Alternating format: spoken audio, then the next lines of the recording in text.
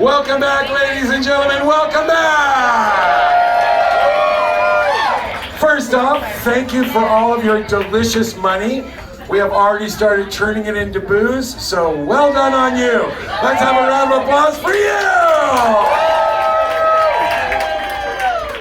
Oh yeah.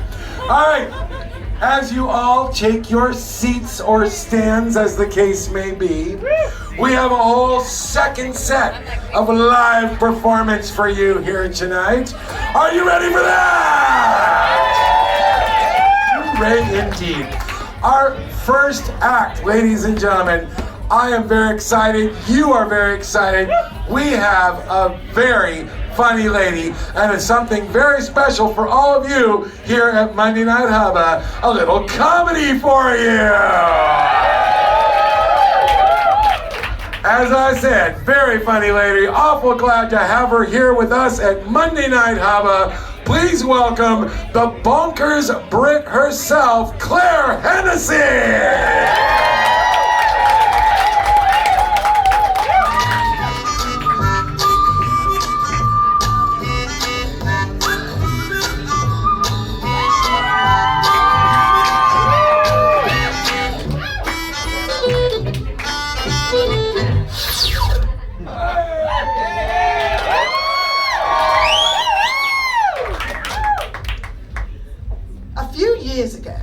I was about to reunite with my childhood sweetheart, Bug, from boarding school in England. I was only 13 years old at the time, and I was not allowed a boyfriend, so he cut a hole in the fence at the back of school, and we made out in the bushes. Now, I don't know about you, but having twigs sticking in your bottom, creepy crawlies going into your knickers is not the most wonderful way to induce any rumpy pumpy. So I dumped him. 30 years later, I found him again on a school reunion website and discovered he'd gone to live in California, of all places. After a few months of intensely romantic transatlantic courtship, Bug decided to fly over to England so we could meet in person.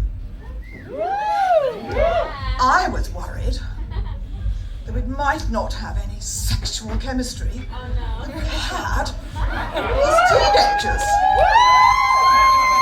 Bug must have been worrying the same things because he started talking about sex rather more than I was used to or was comfortable with. Well, let's face it, I hardly ever talked about sex, nasty dirty thing, except with my girlfriends, a large bottle of wine and way too much laughing. If my ex-husband had ever wanted to start a conversation on nasty mucky sex, I would immediately busy myself with some other tour instead, like cleaning the toilet, only just stopping myself in time from putting my hands over my ears and shouting, "Not listening! Not listening!" So it's hardly surprising, therefore, that I had not had a supremely rewarding sex life. I just expected men to be mind readers.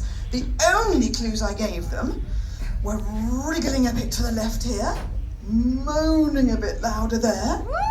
It had literally been hit or miss. But I was not one to be easily put off.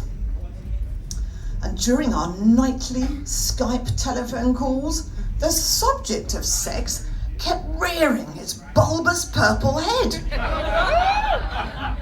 Bug would tell me how much he wanted to see me naked, precisely what he wanted to do, and that he thought about having sex with me on a daily basis. I would laugh awkwardly, try and change the subject, but I couldn't understand why I was so embarrassed about something that he was completely uninhibited about himself. He talked about his cock like it was his best friend.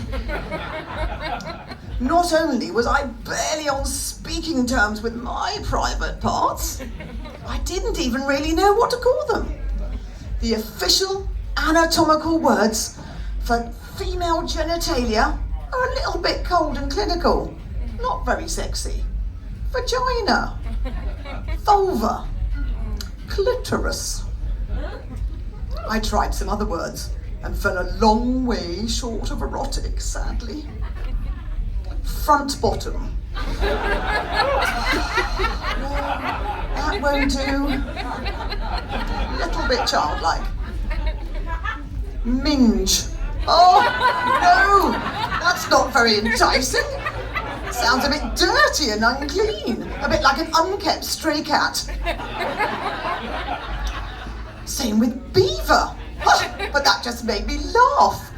I kept imagining my beaver with sharp little teeth gnawing away on Bug's wood. Bug often used pussy. What is it with all the bloody animals and female genitalia? But now that word anyway, we've forever associated with bloody Trump. And so whatever your politics, you certainly don't want to be reminded about him when you're in bed. It's a complete turn off. And a word I liked to use was lady garden. Very lovely, but I didn't want Bug to think my nether regions were in need of weeding. And of course there was always the forbidden C word, lurking behind the beef curtains, ready to pounce at any moment. Ironically, the word I felt most comfortable using was fanny. But that led to some really strange misunderstandings, because now Bug lived in America, he was referring to my bottom, I was talking about my lady garden. I would shyly suggest to him, rather awkwardly, I'm actually looking forward to having you gently stroke my fanny.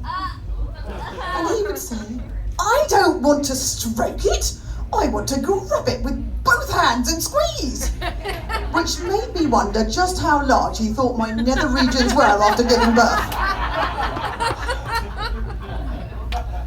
Bug also became obsessed with the female G-spot, having read about it extensively. He was aroused at the prospect of foraging for it, he told me. I didn't know whether to be excited or terrified. My body was just not the same as the lithe teenage one he'd roamed over with his hands in the bushes back at school. Not only had I added 30 years, I put on well over 30 pounds. Some good. And ejected my 2 children painfully by natural childbirth, completely destroying my pelvic floor in the process. A few weeks later, I picked Bug up from the airport and I took him back to my house. When we eventually got to my bedroom, I went to light the candles I strategically placed earlier in the day. Turning a minute later, I was stunned to find Bug standing before me already naked. In the snap of elastic, he'd ripped off all his clothes. And now here he was standing before me, stiff and proud. I didn't know where to look or what to say. I'd hoped he'd gently and lovely and gorgeous and caress me and undress me. But no, he made no move to undress me whatsoever. So there was nothing for it, I had to undress myself. Bloody hell, you have to do everything these days. So with much sucking in of my flabby menopausal stomach muscles, I slowly took off my top. Bent down to take off my jeans, revealing myself in all my glory. Ta-da!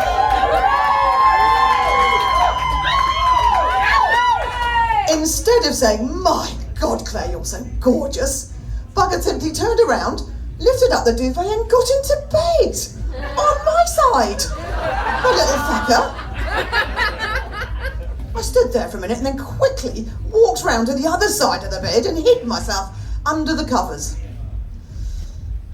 It had been so long since anybody had seen me naked. and I just wished I was thinner, and he wanted to visit all of me. But no, I wished I was much thinner, let me tell you. I wished my tits didn't fall into my armpits. I wished I trimmed my lady garden. Bug didn't seem to notice nor care, often stopping what he was doing at this point to tell me how sexy and gorgeous I was. A little bit late, I might add, but better late than never. And because he was so uninhibited himself, I was actually able to take up the courage to tell him what I did like sexually and what I didn't. Verbally, out loud, not just in my head. What does she think that? Yes, yes. Thank you. A year or so later, Bug asked me to marry him. And 2 weeks ago, we celebrated 11 years of marriage.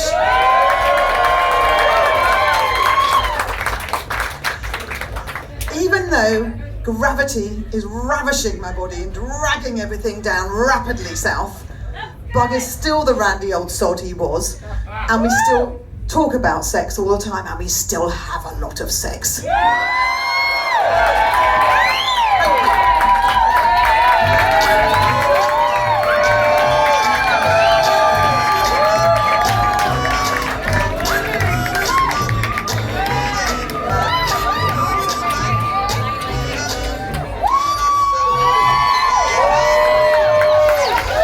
Let's hear it for the Bonkers Brit herself, Claire Hennessy!